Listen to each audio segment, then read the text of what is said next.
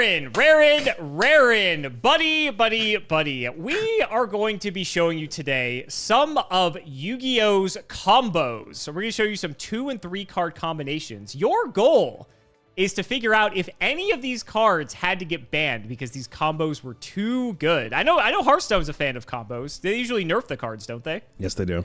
They don't ban them. Never happens. I was going to say, you just wait till everything gets rotated out, which is horrific. I can't imagine ever having to live such an experience. Anyway, here's your first 2-card combination. Why don't you give this card a read? Spirit Barrier. While you control a monster, you take no battle damage. Okay. Okay, and here's your second card. Astral Barrier. If your opponent's monster attacks a monster you control, you can make the attack a direct attack instead. Oh, so you just never die. I was saying, what's the combo here? What are you figuring out? You just never die. You just every single time they attack you, you just send it face and you just never take damage. So it's how would this be in Hearthstone? Would this exist? Yeah, actually, literally just told you what this would be in Hearthstone. There's a card called the. I'll just repeat the whole thing. There's a card called the Jailer, which has all your it got nerfed. All your monsters, all your minions are immune. Which meant there's another card called Bulf Ramp Shields, which said if your hero takes any damage, this takes it instead.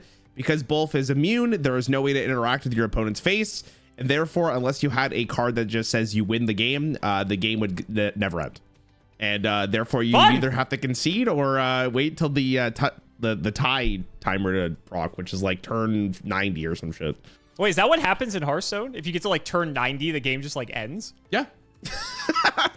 That's hilarious. That's not a thing in Yu-Gi-Oh! You keep going until someone dies, so that we can go to like turn 400 if we wanted to. Theoretically, because Hearthstone has the possibility of like you keep adding cards to your hand, right? Or into your deck, Sure. sorry, that you could technically go forever.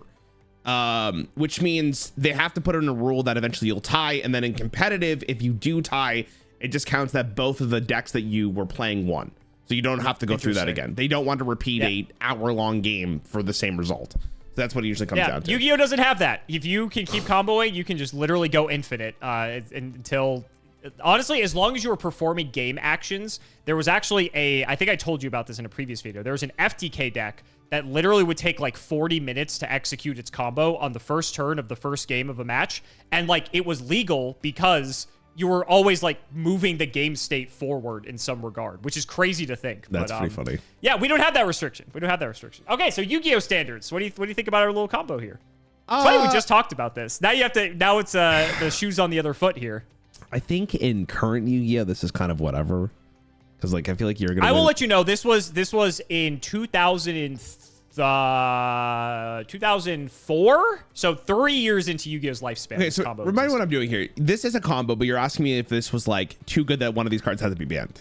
Well, either card, one card, or maybe even both cards. You have to tell us what you think. I think Astral Barrier is fine. Okay. I think that's a fine card. I think the concept of you like using your life as a resource is okay. The Spirit Barrier is an interesting one because there's a lot more mechanical differences that can cause the game to kind of just go to a stalemate. And I guess in early Yu-Gi-Oh, if both players have these cards, then like the game is just never ending unless someone can pop their back row.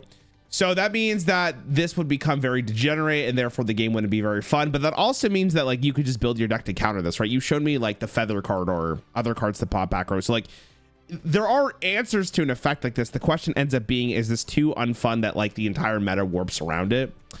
Because I think in like modern Yu-Gi-Oh, this is unplayable. So for context, yes, in modern Yu-Gi-Oh, this is unplayable. I will help you out there. But like for context, cards like Harpy's Feather Duster and such were limited to a singular copy or banned in some instances. So there were removal cards, but there were fewer and further between when it comes to what options you had to deal with a combo like this. You wouldn't be able to play 3 Harpy's Feather Duster is my point. But Bulf Ramp Shield and the Jailer was a wild combo. So they had to do something about it in wild because people hated it that much. Like it wasn't a good time. It wasn't a good experience. Like Yu-Gi-Oh is the wild format for Hearthstone. Even if if it's early. So I feel like this one. Listen, I'm not gonna call it broken because we just talked about that there are ways to answer this. It's not necessarily the same thing in Hearthstone, but does Konami care enough about their players to be like, this shouldn't be in the game?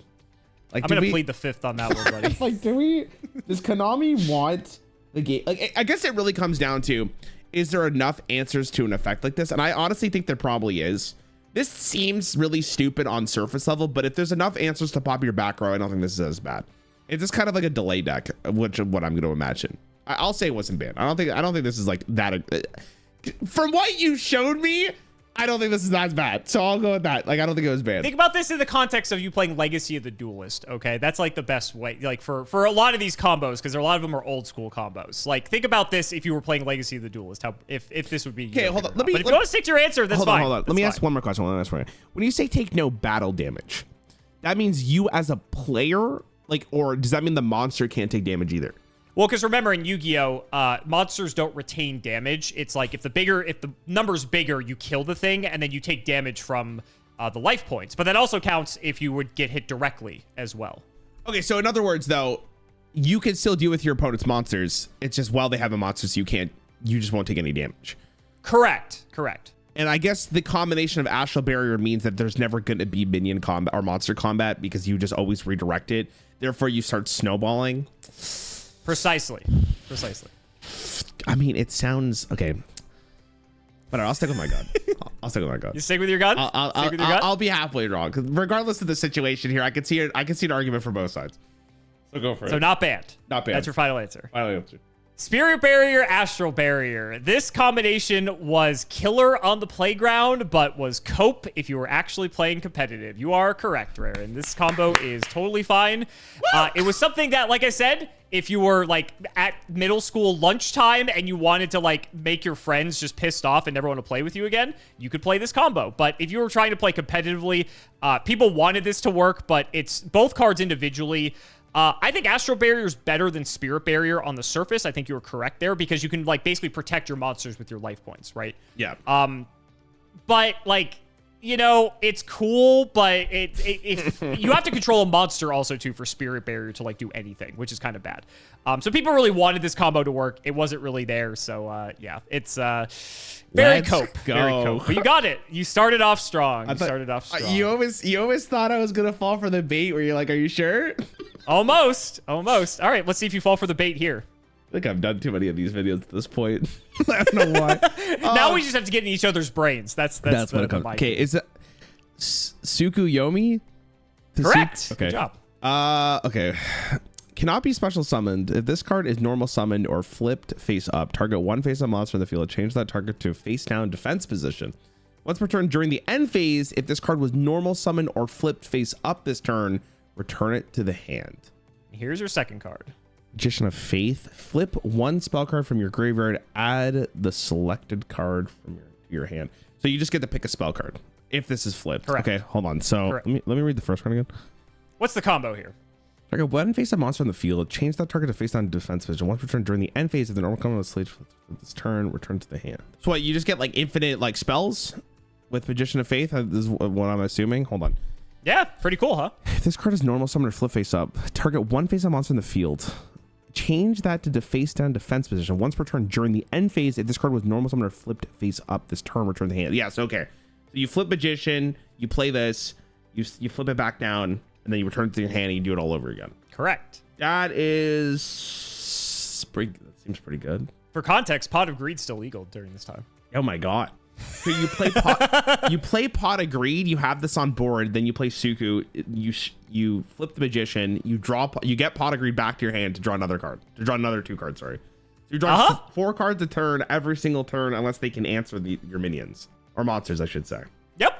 Now the question ends up being though, how likely are you to get both of these on board and have your not have your opponent answer them with like monster combat? Because like the Magician has to stay alive. They know what it is face down. So okay. Inherently that sounds very broken, but like how consistently are you going to let that happen? Because like obviously if you're doing it every turn, it's fucking stupid. Sure. Sure. So yeah. I can see it, but okay. So were any of these banned? I mean, if one of them's getting banned, it's Suku. It's not Magician, because Magician's just a one-time effect. Well, I guess if there's other cards that flip it, that's kind of annoying. But like Suku, like specifically in the context of this, is probably the bigger problem here. I don't mind pulling a card from my graveyard once, but if I could do it every single turn, and I also like get to play Shadow Step on it every single turn and then do it again the following turn, and I get to draw 4 cards with Pot of Greed every single turn. That sounds a little stupid. And that's just Pot of Greed. The potential's like endless, and there's probably even any spell card. Any spell card. This one's actually really interesting because this is. I thought you'd like this one. If there is any way to get these online the same turn, because Magician would take up your normal summon, or one of them would take up your normal summon. So that means you need another way to get it on board immediately and then start doing the combos. So therefore that you can start getting more and more cards or whatever you want to get, the spell, whatever spell you want to grab. That's a pretty good way of probably snowballing the game out of control. And as far as I am aware, if you have multiple ways of summoning this, it's not once per turn, which is even worse. Oh God. Correct. I was recording. You're stumped on this one. You're stumped on this one. I was recording a video with CGB, and he showed me a card where I was like, they forgot the classic Yu-Gi-Oh! Once per turn limit. What are they doing? I feel like I can see this being banned. This one's worse because of just how it expedites your game plan with like no cost other than just getting these 2 minions on board. I guess you need a spell in your graveyard. If I'll go with, they banned Suku, not Magician though. I don't think Magician's inherently the problem here, even though it is a fine card. Okay. So final answer is Tsukiyomi banned. Magician of Faith is fine. Yes. Okay. Oh God. So let's start with Magician of Faith. Magician of Faith is giga broken. This card is so good. By modern Yu-Gi-Oh standards, this card sucks. But back in the day, being able to recur any spell card, I want to say there was no other card in the game while Magician of Faith was around that could recur a spell card from your graveyard to your hand that didn't cost you like 3 cards to like try to get that back. I believe there was a card called Spell Reproduction where you had to discard 2 other spell cards to get a spell card back from your graveyard to your hand. But Magician of Faith, it flips up. You just get a card back. It's insane. And especially with the power of all the spells being as good as it was, Magician of Faith was banned, as a matter of fact, for a pretty considerable amount of time. It's at 3 now. Again, it's way too slow because it's a flip effect monster. But very iconic old school Yu-Gi-Oh card. Tsukiyomi Okay. was also banned. Both of these cards were banned. Okay. So you're half right. You get a half point for this one. Okay, I'll take a half point. Tsukiyomi is an incredible card, not just for this particular combo. Yes, basically like you said, if you get into a situation where like turn 1, you set Magician of Faith, maybe you Pot of Greed or did some other spell card, set a back row to protect the Magician of Faith, your opponent tries to attack, you can kill that thing, and then on your next turn, flip Magician of Faith, get back Pot of Greed, Pot of Greed, and then Tsukiyomi flip the Magician back down. You kind of have them in this loop. And so as long as you can protect the Magician in that case, or your opponent doesn't have an answer to it, then you basically just get to keep doing this every single turn, and games would just spiral out of control. Tsukiyomi was obviously an enabler for this. There was a couple other cards that did something similar, but Tsukiyomi was the best at it. Tsukiyomi was also just good offensively as well. There's another card called Book of Moon, which I think I've showed you before, that just says target a monster on the field, flip it face down. Tsukiyomi has that effect baked into her, and the fact that she's a spirit monster, that she bounces herself back to the hand every single turn, means that not only does she kind of protect herself because she's back in the hand, but also that if your opponent has a monster that has a lower than 1100 defense, you can just summon Tsukiyomi, flip their monster over, and just attack over it, and then Tsukiyomi goes back to your hand. So she's just this very annoying card, not because she's like a combo enabler, she's just like excellent removal in a weird way, and like through monster combat. And she got banned as well. So both of these cards serve time on the ban list. They're both legal again because they're just way too slow. So okay. I thought you'd like this one. Oh my God. Dude, pretty crazy, huh? It's funny how like that sounds really broken in your game, but if you said that the exact quote in Hearthstone, I would laugh at you. Sure, of course. Pot of Greed every turn. Woo, crazy. Well, actually, anyway, here's your next one. Maybe an early Hearthstone that would be like really gross, but obviously as they've printed more card draw, it's not nearly as bad anymore. Okay, Makura, or close enough. Okay, the Destructor. During the turn this card is sent to the graveyard, the owner of this card can activate trap cards from his or her hand. Oh, that's cool. Okay. Here's your second card. I like that card. That's actually really unique. Exchange of the Spirits. Okay, you can only activate this card by paying 1,000 life points while there are 15 or more cards in your graveyard. Both players swap the cards in their graveyard with the cards in their deck. Whoa! Then shuffle the cards in each new deck and put it on the deck zone. So you showed me something similar to this in Hearthstone recently. Wait, what did I show you? I don't even remember what. I don't remember. You showed me something that was kind of like this, but it was like not exactly the same. But it messed with the decks, if anything. I really wish that Hearthstone had a graveyard. I wish they would like purposely start mechanically adding like the same kind of concept, because I think it's really unique, the stuff you guys have in your game. Because Hearthstone doesn't have this. Like we don't have, like, I can pull a spell that I've already used, but I can't like have a finite limit of it. There's no way to interact with that once it's already played. Like, it's really unique how you guys can do stuff like this. What a cool card. Now, is this broken? Hold on.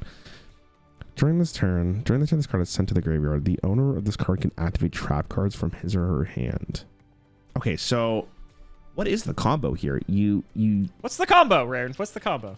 That's part of your goal today, is you have to figure that out. This card gets sent to the graveyard, and then you use exchange so that it gets sent back to your deck. Oh, wait. The owner of this card can activate. Did you figure it out?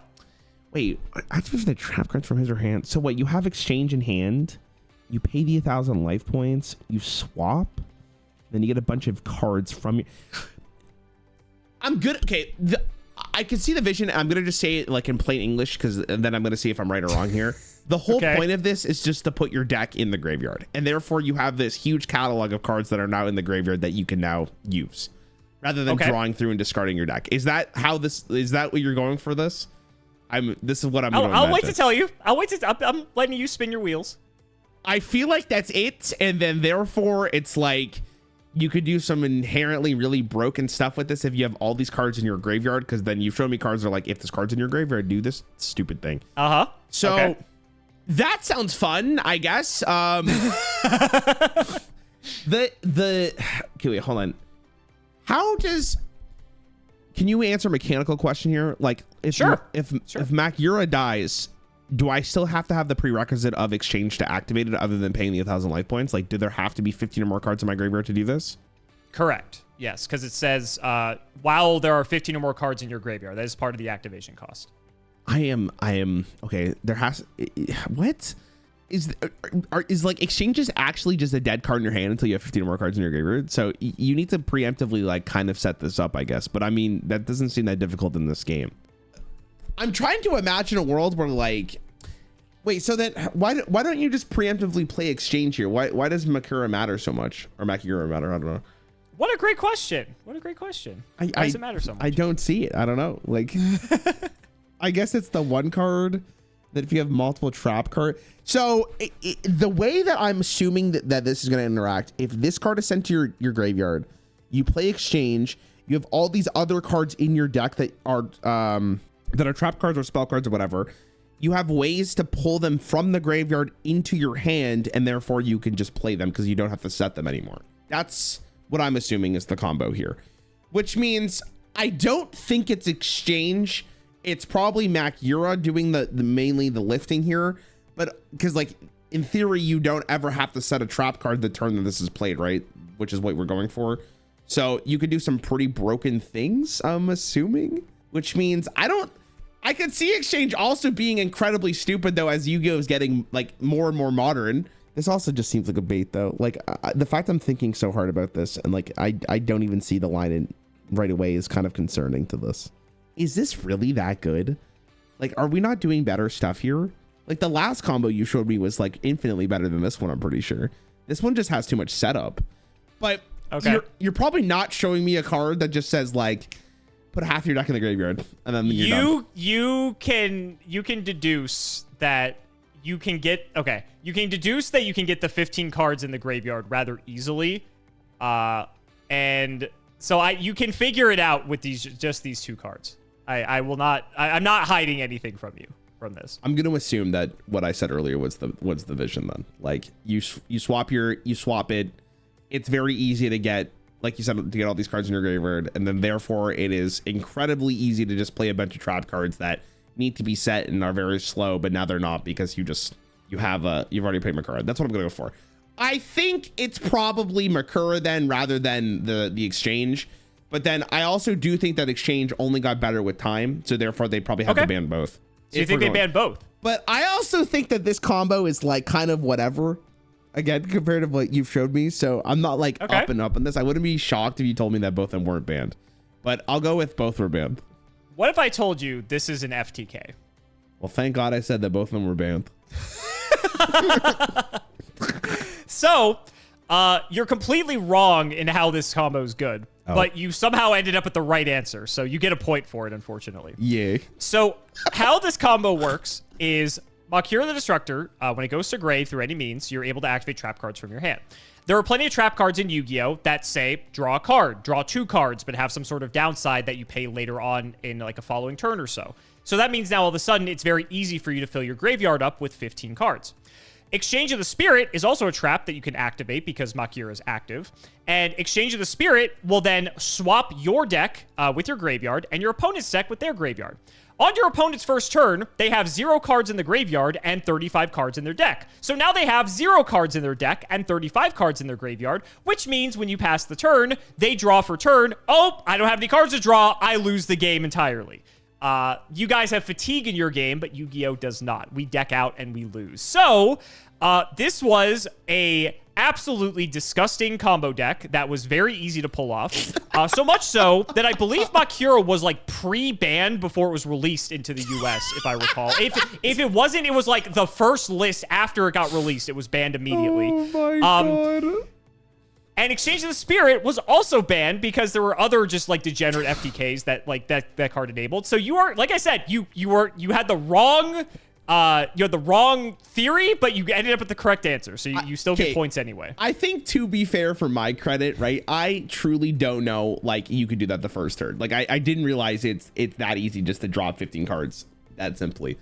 That is information that, like, maybe if I saw that, I could see what you're saying. But even if you do this on turn 2, like, without thinking of the combo, that's pretty disgusting. Like, but turn 2 isn't as good because your opponent has time to play cards to put in their graveyard. So yeah, they may only have like 2 or 3 cards left in deck, but like you're trying to just kill them immediately, which is the whole point of this combo. Makes sense. So both these cards got banned. Both these cards are actually legal again, but they errated both of them. So look what they did to my boy Makira now. If this card is sent from the monster zone to the graveyard, you can activate 1 trap card from your hand this turn. You can only use this effect. Oh, there you go. There's the classic once per turn. There it is. Yeah. Which, to be fair, is kind of irrelevant, but, like, for the most part, first he has to go from the monster zone to the graveyard. So before, you could just discard him to the graveyard to trigger him, or send him from the deck to the graveyard, which is stupid. Now you also can only activate 1 trap card, period. So it's not like you get to activate, like, infinite, which is why this card is busted. That makes sense. Very game-breaking. And then Exchange of the Spirit also got errated, and you can see what they did to this one pretty easily. Both players have 50 or more cards in their graveyards, pay 1,000 life points. Each player swaps the cards in their graveyard with the cards in their deck, then shuffles their deck. Oh, okay. You can only activate this once per turn. Once per duel. Wait, does that really matter, the once per duel? No, not really. So basically how they nerf this is that both players need to have 15 or more cards in graveyard. Oh, yeah. So now you can't do the deck out shenanigans like you were able to with Makira. So if they didn't, like, let's say they didn't errata Makira and they got rid of Exchange, because clearly Exchange in this like combo is the bigger problem. Makira was still broken. Pre-errata Makira would still be broken. This nerfed version has never seen any play. It's awful. Oh, I don't doubt that at all. Yeah, okay. I'm just curious to see, like, if it would pre-errata though, Makira would actually see play in several decks because of the fact that you can activate trap cards during your turn. There are like trap focused decks that are around right now, but also like throughout Yu-Gi-Oh's history that would have loved to have Makira as an option to be able to just like accelerate how fast they're able to play the game. Because the biggest downside of trap cards is you have to set them for a turn. If Makira just completely just bypasses that, now you can just like, it's like you get to play with all these super OP cards, but you don't have to wait a turn to use them. So you can be very proactive with it. So Makira pre-errata is very, very broken. All right. Somehow you made it through that one. I don't know how, but here's your next card. Bro, this is like multiple choice, or you just ship it between 2 answers. You just get the right one. Card Trooper. Once per turn, you could send up to 3 cards from the top of your deck to the graveyard. This card gains 500 attack for each card sent to the graveyard this way until the end of this turn. When this card is on your side of the field, when this card on your side of the field is destroyed and sent to your graveyard, draw a card. Okay, sorry. I was like zoom in there. Okay, and here's your second card. Machine Duplication. Target one machine type monster you control with 500 or less attack.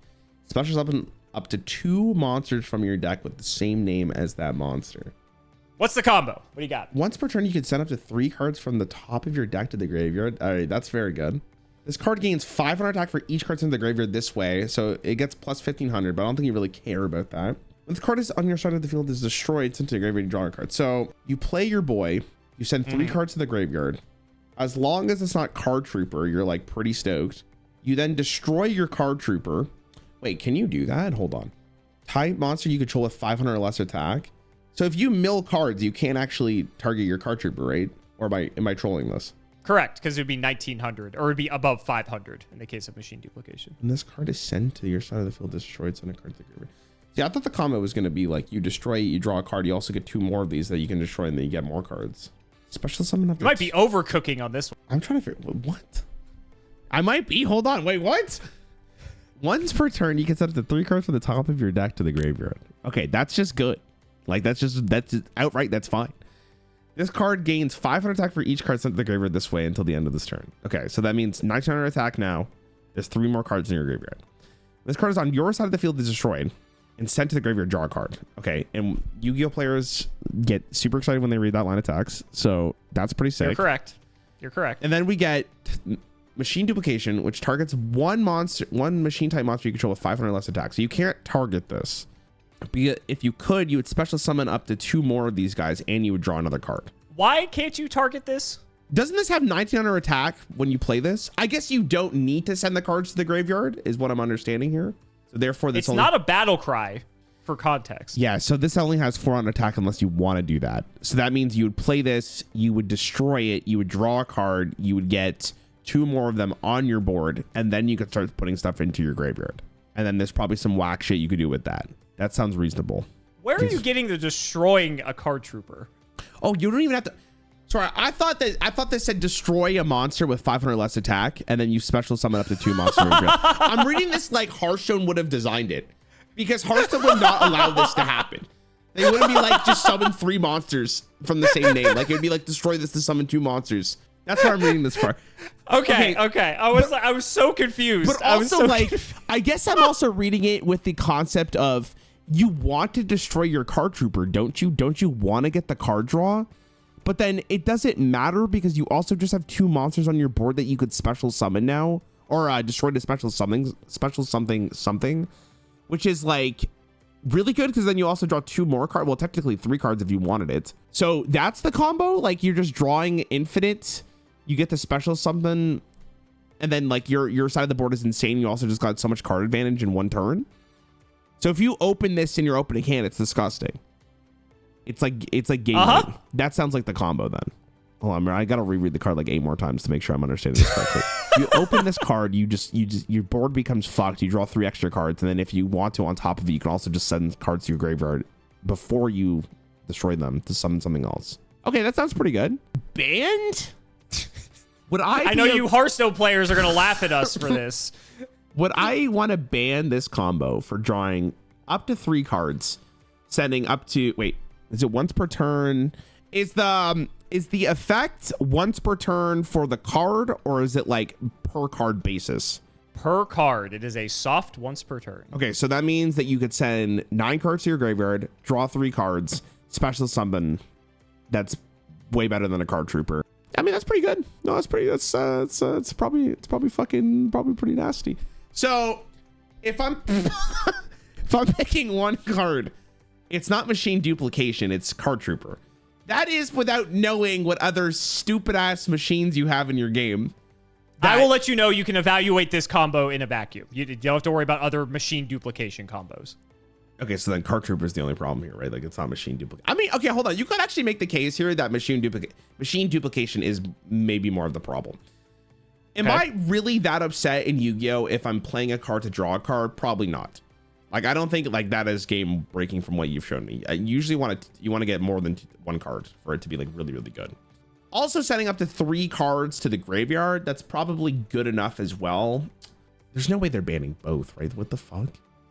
Machine duplication seems fine. Machine duplication actually seems like a really good card, to be honest with you. Okay. That's a lot of draw. Okay. I'm not even counting the draw from machine duplication, to be honest. Like it's actually like +5 or draw 5.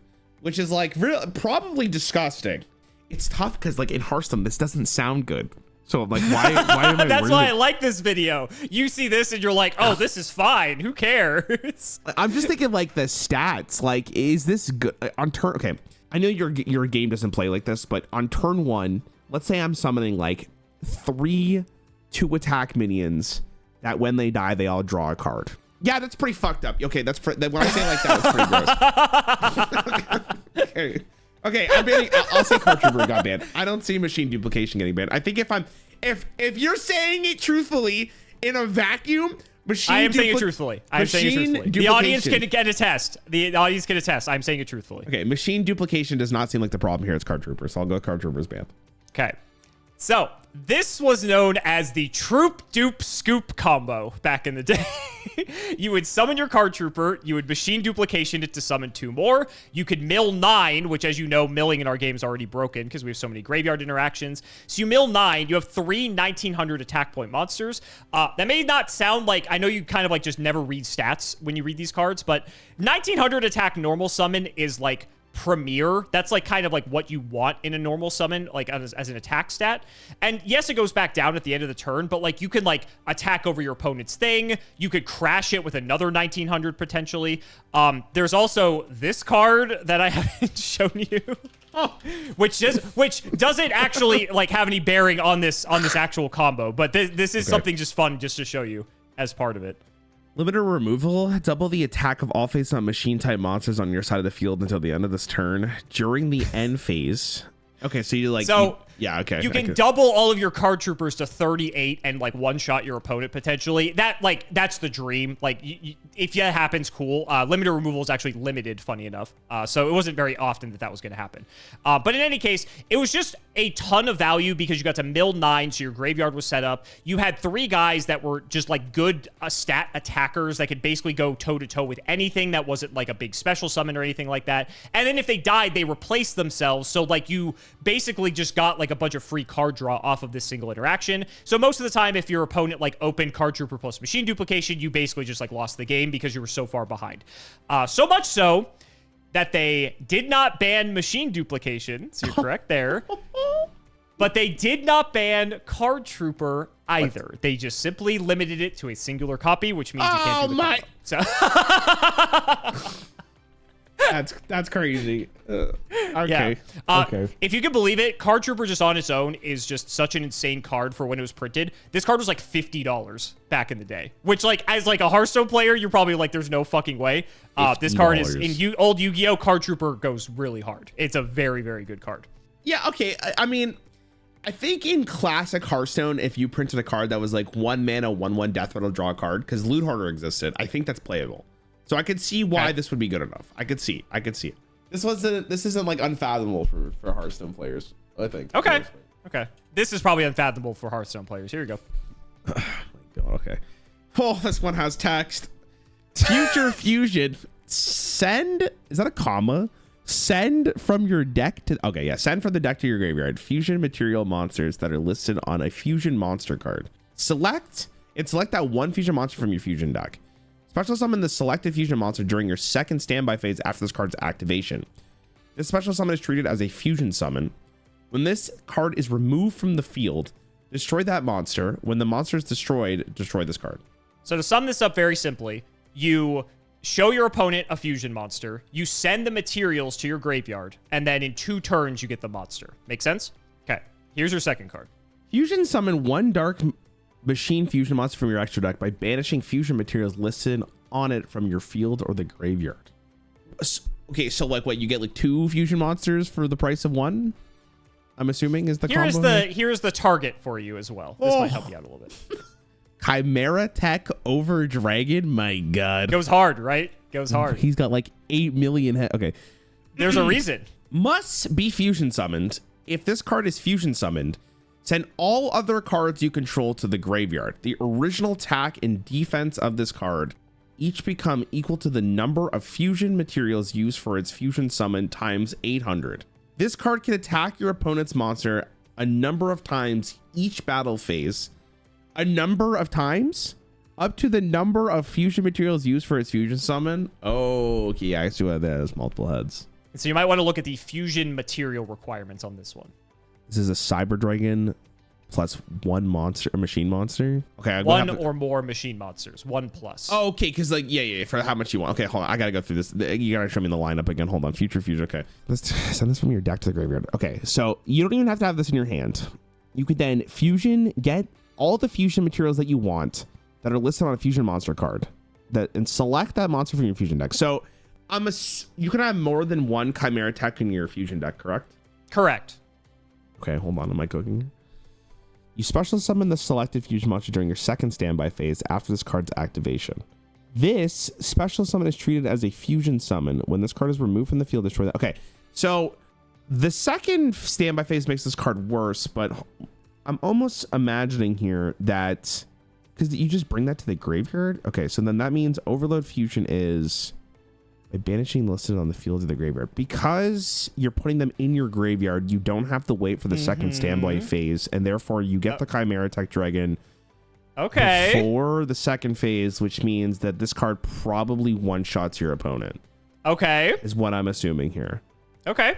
Now, if you're going first, you can't attack going first. You can't attack, so how good is this monster just on the field if you can't attack? Well, I guess in theory, it doesn't really matter because you're also just sending like infinite cards to your graveyard and therefore like drawing them to summon this thing out. So you're probably already happy. And therefore also, if you have a second Overload Fusion in your hand already, I guess you could also just do the same thing because you already brought all the materials to your graveyard. I guess you also get the... How disgusting is that though? That's an question. That's an interesting one. What a great question. In Hearthstone, if I went through all this effort to summon a monster and it can't attack immediately, it is just on board. This is unplayable unless it was like, well, I guess you're doing this the first, but there's no mana cost. Okay, there's no mana cost in Yu-Gi-Oh. So if I'm doing this relatively early in Hearthstone, correct, I would have to hope that my opponent would not have enough removal early on to deal with a monster effect because this guy would be big. And this guy, in theory, is just a big meatball. But if this big meatball does get the swing with like infinite fury, it would one-shot my opponent no matter what. So my opponent needs to respond to this literally turn one in the sense of Yu-Gi-Oh! Because if they don't have an answer, they just lose the game. If I'm going second and they don't have a way to counter me, they also just lose the game. Because you could probably kill whatever monster they have on board, and therefore you just go over the top and just one-shot your opponent regardless. And even if they have multiple monsters, whatever, you could still attack because you're attacking multiple times. In other words, my opponent needs to be answer this the second this card is played, or they need to counter one of the spell cards. But even if they counter like the Overload Fusion, if I have a second one, I'm probably just getting it on board regardless here. Okay, that seems very good. You're also drawing all these cards from your deck. Now, what is more disgusting? I will let you know you have put together the combo. You have figured out the combo is correct. Now you have to figure out if any of these cards had to be banned. Excluding or including the Chimera Tech, because I feel like the Dragon... Exclude Chimera Tech. Chimera Tech, I will let you know, was not a part of this. Okay, I was gonna say I don't know if that's that broken. So just Future Fusion or Overload Fusion.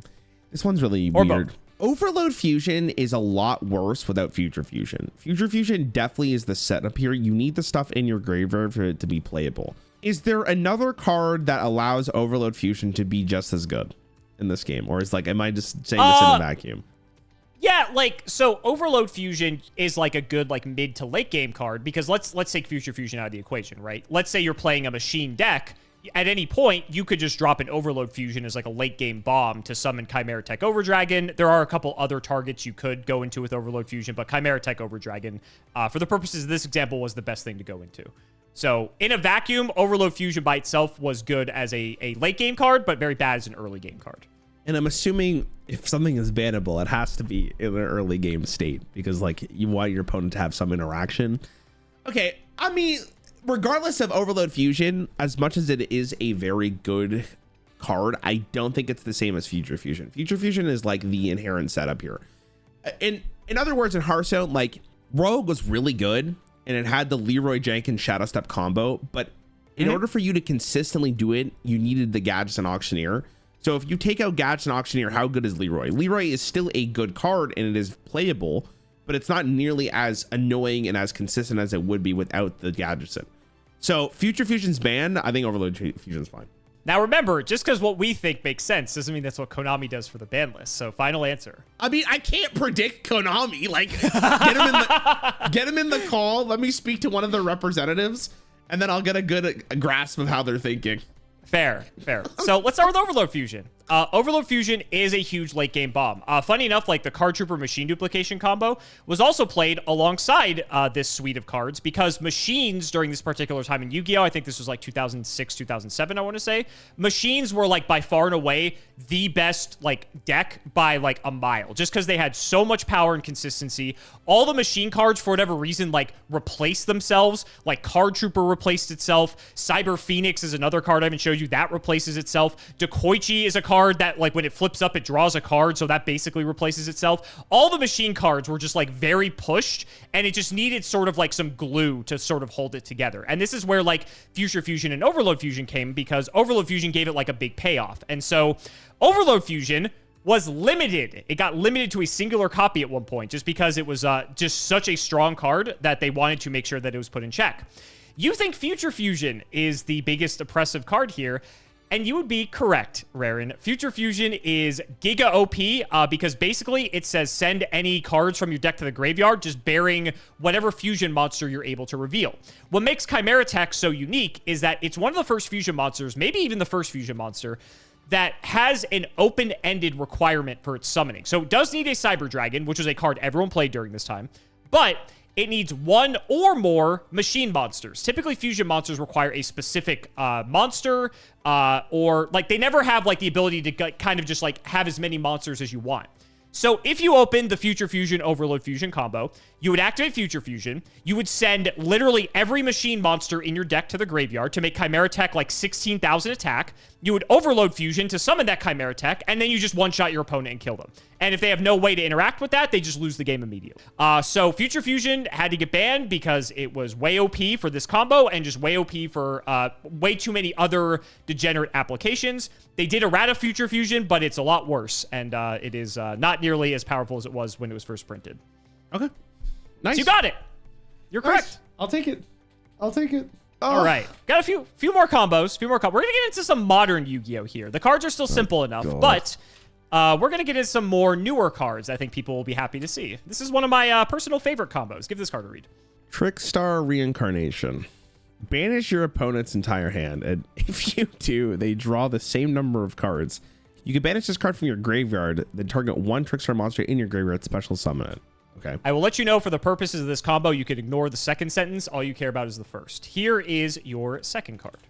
What, you just care about banishing your opponent? Droll and Lockbird. If a card or cards is added from the main deck to your opponent's hand, except during the draw phase, quick effect, you can send this card from your hand to the graveyard. For the rest of this turn, cards cannot be added from either player's main deck to the hand. Okay, so you banish your opponent's hand, and then you quick effect this, and then they have no cards. So that is illegal because the Trickstar Reincarnation has to fully resolve. You can't like mid-chain activate something. Oh, but in theory, you have the right idea. It is just the execution of it. So that is incorrect. You quick if a card is added from the opponent's hand. Wait, so you just Trickstar first, and then you just draw Lockbird after, and then it just gets rid of every single card, or you do it preemptively? So you're correct. So basically, once your opponent, aside from drawing for their draw phase, because draw Lockbird doesn't work that way, if they were to add a card from deck to your hand, you would activate on resolution of that Trickstar Reincarnation as Chain Link 1, and you would chain Droll and Lockbird as Chain Link 2. The chain would resolve backwards. Droll and Lockbird's in effect, and now neither player can add cards from their deck to their hand. And Trickstar Reincarnation banishes their whole hand, but they can't add cards from deck to hand, so now they have no hand. This is one of your favorite combos? Yeah. I was a huge Trickstar player back in the day. This is what you like doing? Yeah. Yu-Gi-Oh, man. You gotta be brutal in this game if you want to win. That's fucked up, man.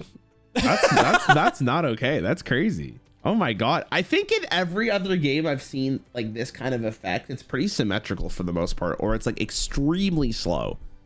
So like Hearthstone has Immolate, which is you like set your opponent's cards on fire and they have like 3 turns to play them, otherwise they disappear. That's what that card is. Which is like obviously so much worse than what you're doing. I think they do it intentionally because they want the player to feel like they have a chance to play the cards before they're completely gone, or they're symmetrical. And I think I've said this, maybe I said this to the CGB.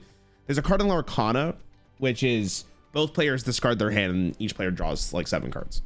So it's like you purposely have it symmetrical so you can't do shit like this. Obviously that is unfun for one player in particular.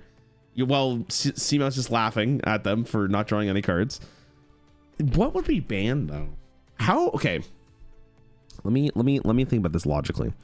Hearthstone.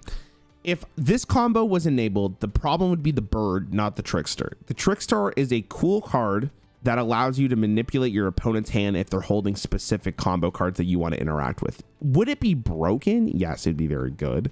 They probably wouldn't print this effect in Hearthstone because of just how quick it is.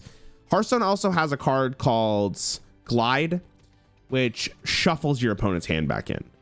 So rather than just discarding it, they can at least, or sorry, not just banishing it, they at least have the opportunity to draw those cards again. And I'm going to use the word fair, even though the card wasn't inherently great. It was obviously this is Yu-Gi-Oh, buddy. We don't care about playing fair. Yeah, so I'm trying to think of like if Yu-Gi-Oh. Okay, between these two cards, the bird's worse. I don't know if discarding your hand is that bad if I got to redraw the same amount of cards. And in some cases, that's good for you because maybe your hand is really bad and you just want to draw through your deck a lot quicker because that helps you get to the cards you're looking for. It's your opponent's deck, remember, or your opponent's hand. Your hand has no. I mean, like if my opponent played this against me. Oh, sure.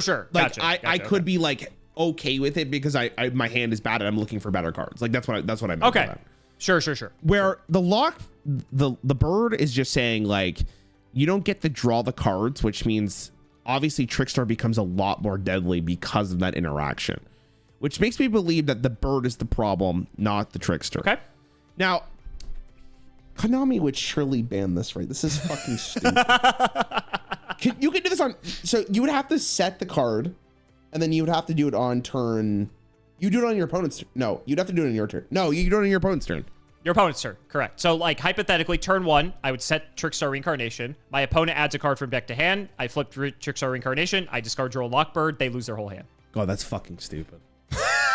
And you could do this before they do any action? Well, they have to add a card from deck to hand for you to enable Droll and Lockbird. But this is Yu-Gi-Oh, where everything tutors for everything else. So that is not a difficult requirement to meet. And you said that the natural draw doesn't count to this. Correct. So like you cannot immediately, they can still do stuff. But as soon as they add a card from their deck to their hand that is not during the draw phase, this combo is online. So if my opponent just doesn't play into this is just useless in a sense. Because like potentially, I mean, you could still Droll and Lockbird them like and not do the combo. Like you can still have that as an option. But yeah, if they never add a card from deck to hand, hypothetically, then this combo does not work. That is a possible scenario. That is a weird. Okay, I mean that breaks Yu-Gi-Oh fundamentally. So Konami probably wouldn't want this in their game. That is a very dumb. Like that is not a game if my opponent doesn't have any cards. Now, yes, they can play around it, but like who's playing around it? They'd rather just not have this in the game. So that means that the bird or the I can't believe you like this shit. What the hell? The bird's probably the problem, and therefore I'm going to say the bird is banned. Now the problem. Okay, hold on. I gotta think of this again in Hearthstone terms.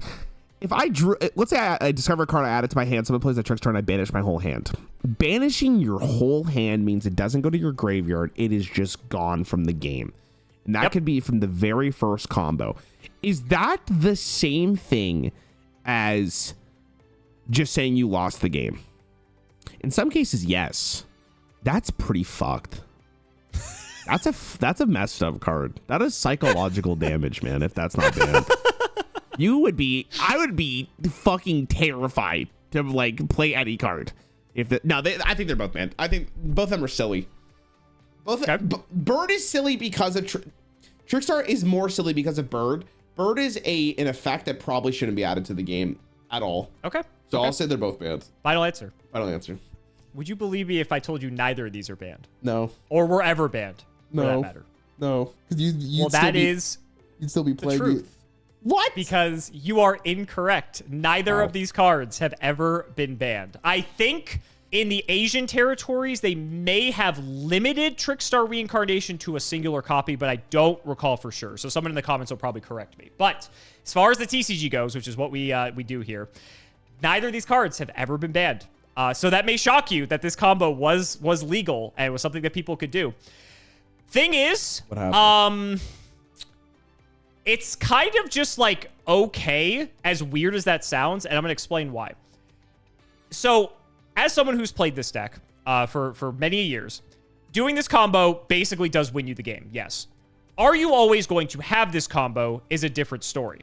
Trickstar Reincarnation is tutorable. The Trickstar archetype can, in fact, search this card out. However, your opponent does have hand traps to potentially stop you from getting to the Reincarnation in the first place, even if it's like you're going first. So if they know that that's like what they can do to you, they can try to stop it before they even like have their first turn, technically. It's like their turn 0, if you will. Okay. Droll Lockbird, however, is not searchable. I think there may be a card or two that can search it, but for the most part, Droll Lockbird is just not a card that you ever tutor out of the deck. So you have to hard draw it in your opening 5 cards.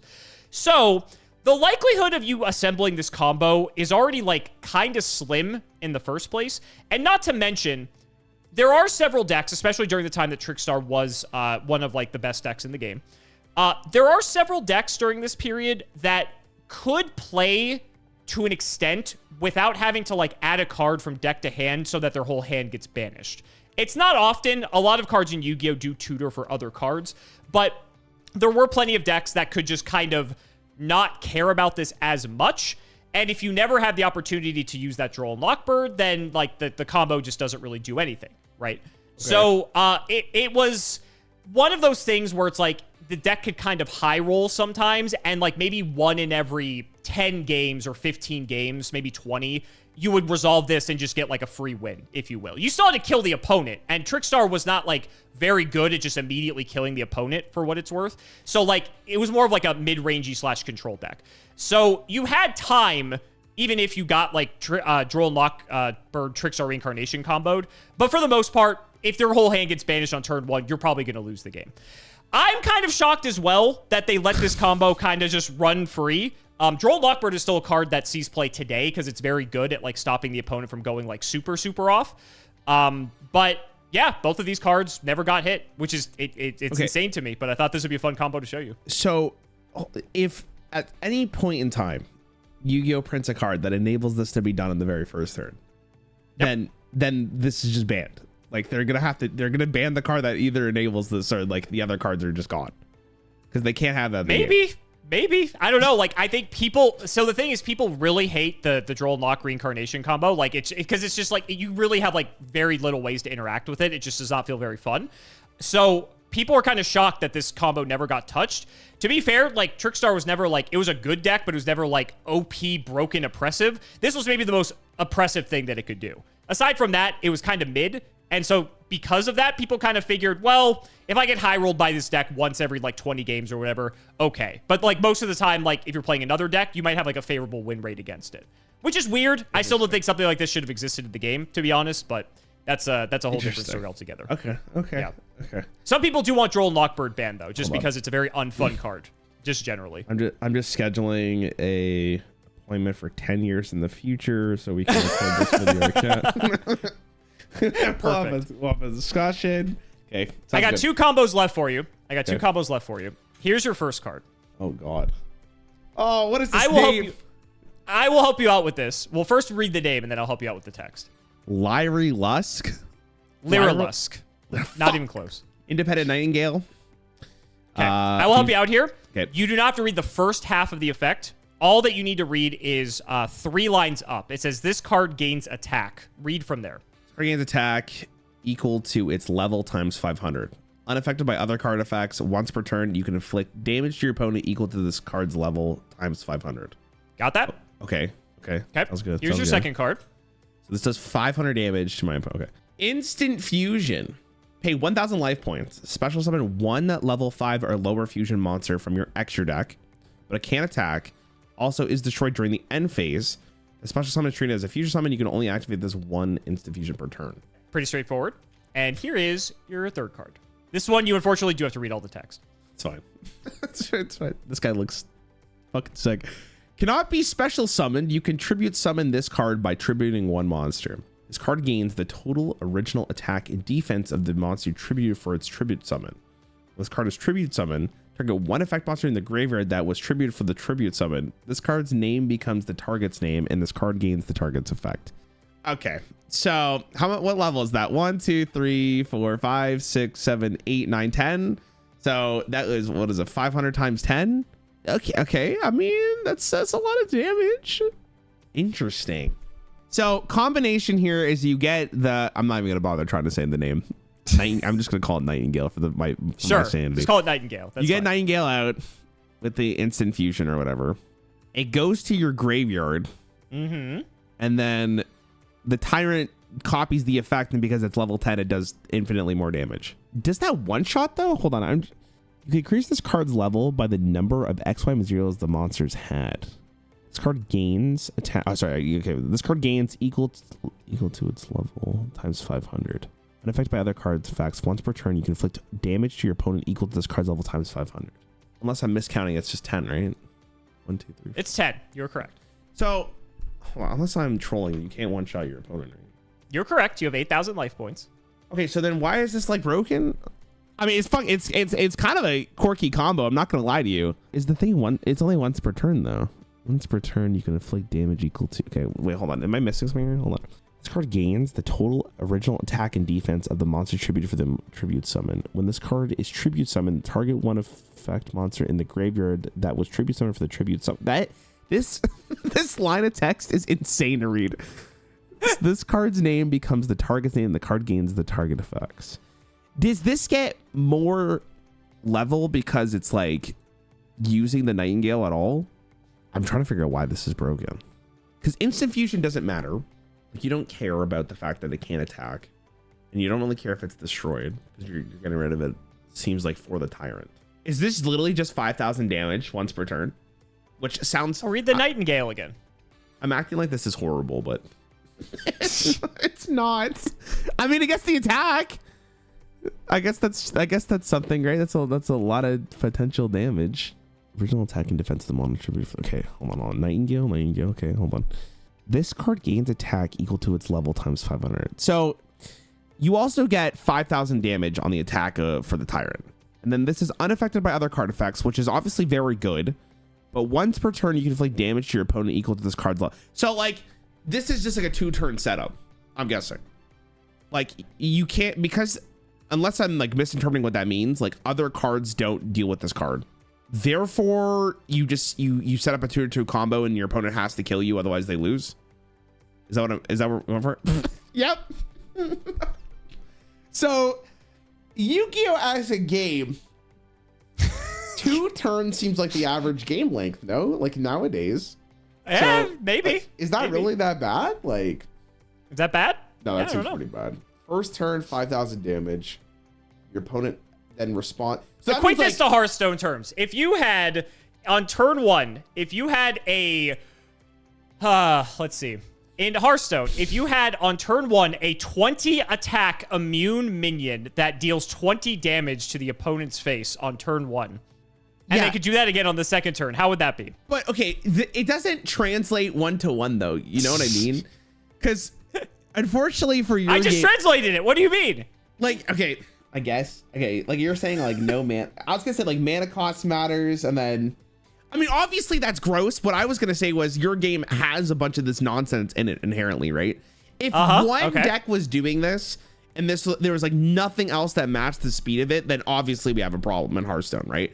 But there's never been as far as I'm aware, like a combo that has existed past this point where like you just auto lost the game if they open with this, right? Because Hearthstone doesn't do that. Your game, you have showed me multiple instances of like your game just does like, oh, if I have these 3 cards, the game's over, bitch. Like that's normalized in your game. So in my mind, and this is what you've done to me. This doesn't sound that bad. But obviously, maybe it's fine. I could be baiting you. This could be fine. I've shown you stuff that's been fine in this video. Maybe it's fine. That is an answer.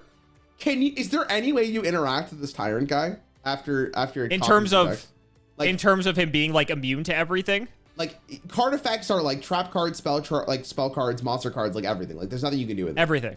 Like it's so only, the only way combat damage. The only way to interact with this, I will show you. I think I've shown you this card before. Give me a sec here. And if I have it, this will be a first for you, I guess. Give this card a read. This is you only need to read the first line of text. I think you've shown me this card before, but I can't remember. I think I have. I think you like this card design. You can special summon this card from your hand to your opponent's field in attack position. But oh yeah, okay, yeah, like you summon you sacrifice their monster for your monster. Correct. This is the only way you can interact with this type of effect where it says unaffected by other card effects. I will let you know there are multiple kaiju monsters. There are also other cards that are not kaijus that have the line of text that says you can tribute your opponent's monster to summon a thing. So there's like probably in the neighborhood of 10 to 12 cards that have this type of text on them. Okay, and which one was released first? These were all legal at the same time. You know your game's cooked when like I have to think about whether or not this is fine. Like this is insane. Huh. I feel like this is good, but okay. If you have countermeasures to it, and like this is just what the normal game speed is, then like maybe it's fine. It's so tough to, because the problem with this card is if your opponent literally does not have an answer to it, like the game is over in 2 turns. There is a finite clock on the game.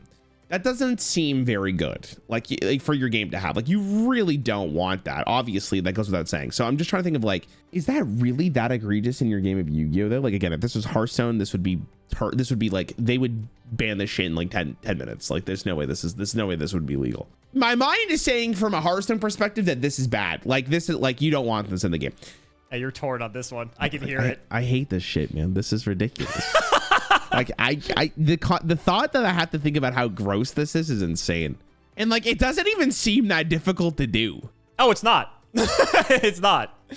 You could tribute summon this card by tributing one monster. So you just have to have, is there a way for you to tutor the tyrant? Like obviously I'll help you out. Yes. Yeah. So you can say like consistently this is getting done on turn 1. In the deck that was playing this, sure. You can also tutor instant fusion if that helps you out. What the fuck? What? Okay, I'll say you know what? I actually think it's just mainly like instant fusion that's the problem here more than interesting. Okay. How good is Tyrant if you don't have fusion? You just sacrifice something else and I guess you get that's a really interesting line of text. You get its name and they also gets the effect. Yeah, you showed me a card in one of your videos recently. That's why I was like, oh, this is great. I'm going to show him something similar. But in Hearthstone, there's mana. Like, yeah, I have to wait a full fucking turn to do this. Okay, whatever. Fuck it. I'll say Fusion's ban and I'll say Neptune's ban. I don't know about Nightingale. It's probably fine. Okay, so Fusion ban, Neptune ban, final answer. Yep. So this is not only a 2-turn kill, this is also a 1-turn kill. I didn't show you the other pieces of it, but there are ways to do an extra 3,000 damage to just finish off the opponent while also, doing all this. So you could theoretically just make it so they don't even have a turn. But in the world where I just show you these 3 cards, this is effectively a 2-turn kill because you instant fusion for Nightingale, you tribute for Neptune. Neptune gains the effects. You burn your opponent for 5,000. Neptune is unaffected by fucking everything for some reason. And then next turn, your opponent can't do anything. So then you just burn them for another 5,000 and they lose the game because they only have 8,000 life points. So very degenerate combo. And as I said, both Tyrant Neptune and Instant Fusion are tutorable. So there were cards and decks that would find ways to get these cards immediately to their hand so that they could perform this combo because like I said, unless you had exactly a kaiju or a monster that has a similar text to a kaiju, which there are not a ton, then they just lose the game automatically. So this was a problem. Tyrant Neptune is a very old card, and Independent Nightingale is a relatively newer card. It's still kind of old now, but compared to Tyrant Neptune, it came out like 8 to 10 years later or something like that. So basically, Tyrant Neptune was kind of just waiting for something broken to be able to like combo with it. And there have been other combos with Neptune before, but this was like definitely the most egregious. So they ended up banning the Tyrant Neptune. So you got that one correct. Okay. Instant Fusion, however, is not banned. I believe it's banned in Master Duel, which is our online client, I think. But I think it's restricted to a singular copy in the TCG. And someone could correct me if I'm wrong on that one, but I'm pretty sure it's the case. Instant Fusion is a very strong card, and honestly is like possibly ban worthy as well. Very good card. It's just a very old card that aged very well into Yu-Gi-Oh! but for all the wrong reasons, because it's very degenerate for a lot of the purposes that it gets used for. So you got it right. Neptune was banned. You didn't get right that Instant Fusion was also banned, but it got limited, so basically it's close enough. Okay. Okay. And Nightingale's fine. A lot of people thought if you just ban Nightingale, it kind of solves the problem. But because Nightingale's been a part of other combos that are also degenerate. But Neptune is just waiting to be abused, and there's plenty of other ways to abuse him. So we're glad that he's gone. Okay. Okay. But a very cool card. Very neat little like copy effect text. Like a very unique effect. Not many cards have that text in Yu-Gi-Oh! So that was a cool one to show you. All right. Last but not least. Oh, people are going to be happy I'm showing you this combo. So I need to give you a bit of setup for this. So for this combo, this is you. You have this monster on your side of the field. What the fuck is that? Okay. Read the text. Read the text, the flavor text. Apparently totally unreliable. He wonders if he has incredible potential. Okay. That's you. Okay. And then this is me. He seems to be very unreliable, but he might have incredible potential. Okay. So these are vanillas. These have no effects. But what I want you to pay attention to is the attack stat. So your monster has 0 attack. Okay. And my monster has 100 attack. Okay. That's very important for this combo. For the purposes of this can be any 2 monsters. I'm just showing you just vanillas because they have no effect text because it doesn't matter. You just need to have one monster, like you need to control a monster and I need to control a monster. Okay? So this is what our board looks like. You have Soitsu, I have Aitsu. You play this card. Give this card a read. Increase the attack of all wind monsters by 500 points and increase their defense by 400. Okay? Okay. So what happens when you play Rising Air Current? I have 500 attack. Very important. Okay. Good to know. 600, but then you would have no defense. No. What attribute am I? Oh, never mind. Okay, yeah, sorry, you're fire. Sorry. Yeah, okay. Okay. Sorry, my apologies. Okay. So you just have 500. Okay. Okay. Give this card a read. What the fuck is going on here? Pole position. It's a trap card. It's continuous. The face-up monsters with the highest attack on the field is unaffected by the effects of spell cards. When pole position is removed from the field, destroy the face-up monsters with the highest attack on the field. Unaffected by spell cards. So because I have 500, I am now unaffected by spell cards. Is there something else? No, this is it. What? What the fuck? I'm so confused. Okay, let me read this again. Okay, hold on.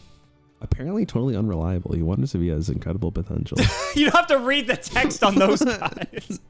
No, I'm just you ever I don't know, you ever played like Undertale before? You ever played that game? Every time you save, it's what does it say?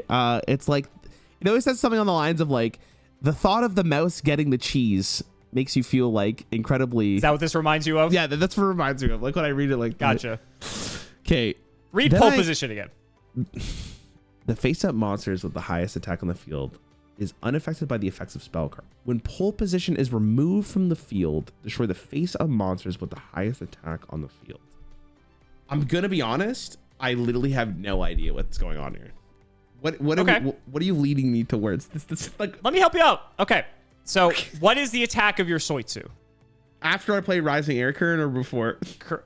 After Rising Air Current is active. It's a field spell. It's permanent. Yeah, so this is a permanent card. We have 500. Okay. So now what's pole position going to do? Make me immune to spell cards. Okay. So if you're immune to spell cards, what happens? Wait. So Rising Air Current no longer makes me immune to spell cards? Or no, because I'm unaffected by spell cards, which means Rising Air Current doesn't affect my attack anymore. So therefore I'm back at 0, which means correct. You would be at the highest. But then okay. What the fuck is going on? No, you're getting it. Go on. When pole position is removed from the field, destroy the face-up monster. So what? And then you destroy pole position, and therefore their monster is destroyed, and then therefore I live, and then Rising Air Current then affects me again. Is it? And then what? And then I win. All right, this one might be too big brain for you. Maybe I have to help you out here. I don't even know. Okay. What the fuck is this? Your Soitsu is affected by Rising Air Current, so it has 500 attack, right? It has the highest attack, which means pole position is now affecting it. What does pole position do? Makes me immune to spell cards. So what happens to your Soitsu? That means I don't have attack anymore. Correct. Now, what is the highest monster attack on the field? You are. So now I'm immune to spell cards, but you're not. So what happens to your Soitsu? I now get 500 attack again. And now your pole position's affecting it. So what happens? I'm not. It's what is this, like a continual loop to break my brain? So like I never. Correct. Correct. That is exactly what this is. So basically, Soitsu with Rising Air Current gains 500 attack. That means it's the highest attack position monster on the field, or highest attack monster on the field. So pole position's now affecting it, making it immune to spell cards. It's immune to spell cards, so that means it goes down to 0 attack. And now Aitsu is the monster on the field with the highest attack. Because Soitsu's no longer affected by pole position, that means it gains the 500 attack back from Rising Air Current, which now means it's affected by pole position. And this literally is an infinite loop that if you do this, basically the game comes to a halt and nothing can be done because this is an infinite combo that makes it so that the game just stalls out, essentially. Can't you just play a monster with more attack? No, because once this initiation happens, literally this continuous interaction of Soitsu gaining and losing attack because pole position is changing the target, you're not allowed to do, neither player can do anything because this is a literally constant chain of effects that is activating, that is continuously just going, and you can't do anything. So this is an example of like an infinite loop in our game, which is very rare as a matter of fact. And as such, if anyone were to ever do something like this, a judge has to actually come over to the table and basically like just decide to like destroy one of the cards in the infinite loop so that the game can resolve. So I thought this would be a fun one to end on because I was curious if you could actually figure it out because it is very convoluted and stupid. Okay. But in Hearthstone, the main question is, did they have to ban pole position? Okay. So mechanically in Hearthstone, unless like the animations would take over I guess in this case it'd be the exact same thing. Like the animations would keep on going, so therefore you couldn't resolve anything. But sure, the way it works in Hearthstone is like if I queue up a card at some point, it would break the chain. Like even though I'm watching all these animations unfold, at some point the interaction of my card would be played, and therefore I would break it. I didn't realize when Yu-Gi-Oh, like you guys are just fucking stuck there, like just waiting. That is what the fuck. So is pole position banned? I'll help you out. That's the only card in question here. Because anytime there's any interaction where there's a multiple monster on my field, a monster on your field, and there's a way to modify the stat of a monster with a spell card, this infinite loop can trigger. I gave you the most basic example here. That is hilarious, to be honest. That is so that is actually insane that this is like a real thing. I think it's even better you did it with this example because the cards that you showed me look so stupid. That's why I picked them, actually. I found the dumbest cards imaginable to show you. It's actually fantastic. What the fuck is this? The one before this is like, yeah, you die in 2 turns, idiot. This one is just, you can't literally play cards. It's incredible. I mean, if this is happening enough, it's like they would probably ban it. But I almost feel like the way that this is going to be done is that there's just like a unwritten rule. There's an agreement between players that's like, don't do this shit. Like, you don't know Yu-Gi-Oh players, my friend. But like, what is the end goal here if the judge comes and be like, one of the cards is destroyed? Right? What so happens if a judge comes and decides to like break the chain, then like something's destroyed and then you just continue playing the game normally, essentially. But that means the player who set this up is at just like a ginormous disadvantage because they're the ones that are playing this, and therefore the chain would no longer happen. So other than like the game being stalled, is there any like inherent advantage for doing this? Nope. So this is just someone fucking around here, and that's it. Pretty much. So I'll go on a limb here and say like I don't think pole position's banned just because of the fact that like they probably wrote in the rules for tournaments like don't do this shit, or people understand that like if I'm the one doing it, yeah, I'm delaying time, but inevitably I'm gonna be the one to suffer for doing this. But did they have to ban it before coming to that conclusion? So you're saying they banned it preemptively before this? And then they I'm fixed the asking rules. a question. We play the game. No. It's anytime it was ever banned. No. I can see it, but no, I'll go no. Final answer? I think they wrote the rules. Yeah, go for it. You're correct. They've never banned pole position. Okay. Yep. So basically, I think the rules are now, and I'm sure that the rules people in the comments are going to correct me here. I think it's actually illegal to even like execute this as a combo. I think like you might get like a game loss if you try to do something like this, basically. There are very few like infinite loops like this in Yu-Gi-Oh! Where like the game literally cannot progress. And it's basically because it's just the way pole position is worded. So some people are like, just ban pole position, but it's such a bad card like, that no one would ever play it otherwise. It's really just the fact that it's just so stupid, the way that the whole thing works out. And so, yeah, so basically there's the combination of, I'm pretty sure you cannot activate, I'm pretty sure the way it works now is you cannot legally activate a card that would initiate like an infinite loop where neither player can continue to play the game. I think it's like in the rules that that's the case now. Okay. But also, I think if there were to like accidentally cause an infinite loop, which is, like I said, in Yu-Gi-Oh! Is very rare to happen. I think, like I said, a judge comes over to the table, determines whatever is like the cause of the problem, and they just destroy the card, break the infinite loop, and now you like continue playing the game. Yeah. So this is a very trolly, very, very notorious, infamous, like dumb thing that Yu-Gi-Oh! Has. This is a very old card. Pole position's from like the 4th set ever printed. So it's just a very dumb little combo that I thought would be fun to end the video on, because it's just absolutely absurd that something like this even exists in our game. Even by Yu-Gi-Oh! Standards, it's kind of crazy. I mean, bro, I literally couldn't understand what the fuck you were talking about. Yep.